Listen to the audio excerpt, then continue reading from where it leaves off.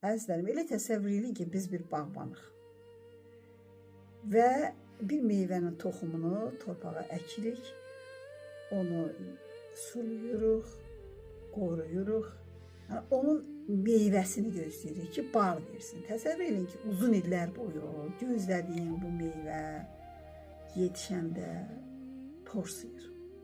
İstədiyin meyvəni yetişdirə bilmirsən. Bu bağban illərini verdiyi bu meyvə üçün hansı hissi keçirdi? Biz valideynlər deyilik, övladlarımızı bir barını görmək üçün illər uzunu həyatda bir çox yaşaya biləcəklərimizin üstündən xətt çəkirik.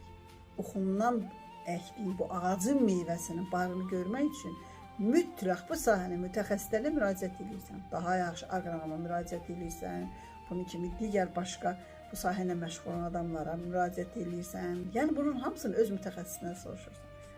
Əzizlərim, övlad dilədir. Siz həyatdakı bir çox problemlərinizi həll edə bilmədiyiniz halda bu uşaqları da yetişdirməkdə çətinlik çəkir. Ona görə də lütfən uşaqlarınıza qarşı diqqətli olun. Bizim xarakter dərsinə qoşulan, övladlarınızla gələcəkdə daha xoş günlər, həyatınızın cənnətini yaşamaq istəyirsinizsə bizə qoşula bilərsiniz.